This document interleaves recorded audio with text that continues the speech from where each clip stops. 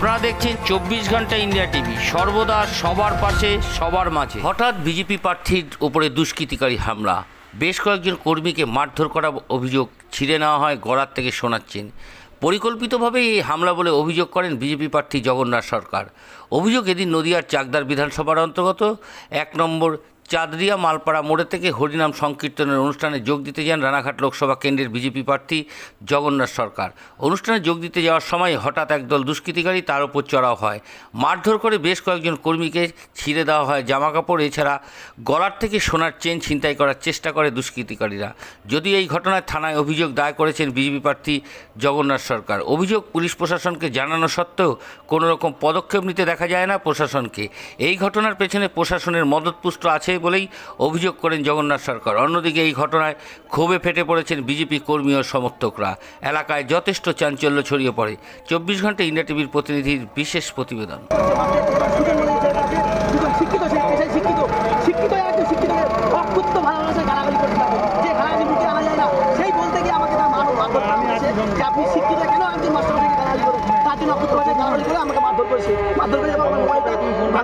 আপনি কি বিজেপি কর্মী? বিজেপি কতজন বিজেপি কর্মী মারা খেয়েছে? কতজন বিজেপি কর্মী মারা খেলো? 7-8 জন অনিষ্ট মারা গেছে, 7-8 জন ফেলে মেরেছে, দেখা যায়নি, সবাইকে মেরেছে। 7-8 জন সবাই অনিষ্ট মারা গেছে। কোন জায়গায় এই কীর্তনটা কোথায় হচ্ছে? এখানে মালোপাড়া মোড়ে জাগ্রত সংঘ ক্লাবের মাঠে, শিবরালী মালোপাড়া মোড় জাগ্রত সংঘ ক্লাবের মাঠে। ঘটনাটা কখন ঘটলো? ঘটনা 1 ঘন্টা আগে, ঠিক 1 ঘন্টা আধা ঘন্টা আগে। পুলিশ এসেছিল? পুলিশ জানানো হয়েছে, পুলিশ নিরব দর্শকের বসে পুলিশ কোনো চেক দিচ্ছে না। কেন আমরা বুঝতে পারছি? চাকরি বাজতে আমরা এখানে মার খাবো, আমরা কেন মার খাবো? কিছু করছিল আমরা মার খাবো, এই তৃণমূল দুষ্কৃতি কেন আমরা মার খাবো? প্রত্যেকটা মুহূর্তে আমাদেরকে মারছে তৃণমূল দুষ্কৃতি। আমরা কেন, আমরা কর্মী হয়ে কেন মার খাবো? আমরা কি মার খাচ্ছি? আমরা ভারতীয় জনতা পার্টি। আপনার নাম কি? নীলকান্ত হালদার, 14 নম্বরে বুথ সভাপতি, 1 নম্বর বুথ সভাপতি।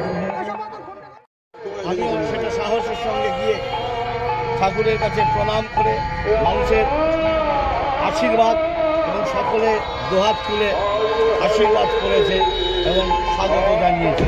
কিন্তু দুটো ক্রিমিনাল এই অসভ্যতামি করছে পুরো পুলিশ প্রশাসনের মদতে, চাকদা থানার আইসির মদতে।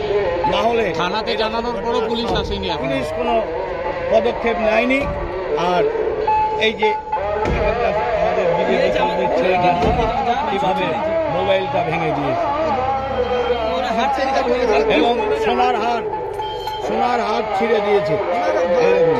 এইভাবে এখানে দেখুন কীভাবে খামচি মেরে সোনার হার ছিনতাই করার চেষ্টা করেছিল, কিন্তু আমাদের কর্মীরা সতর্ক থাকায় ছিনিয়ে আর নিতে পারেন, তার কাছে কেড়ে নেওয়া হয়েছে। অর্থাৎ আপনি আমন্ত্রিত ছিলেন এবং সেখানে এসেছিলেন? হ্যাঁ, আমাকে আমন্ত্রণ জানিয়েছে, তাই আমি। আপনার উপর কি চড়াও হলো দুষ্কৃতীরা? হ্যাঁ, এটা প্রশাসনের মদতেই হচ্ছে, কারণ জনসমর্থন হারিয়ে ফেলেছে, জনতা আমাকে চাইছে। ওখানকার দৃশ্য ভিডিও রেকর্ডিং আছে, আপনারা সেটা দেখতে পাবেন।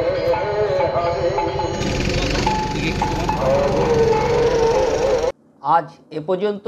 সঙ্গে রাখুন 24 ঘন্টা ইন্ডিয়া টিভি। দেখতে থাকুন সব জেলার সব খবর সবার আগে 24 ঘন্টা ইন্ডিয়া টিভির পর্দায়। নমস্কার।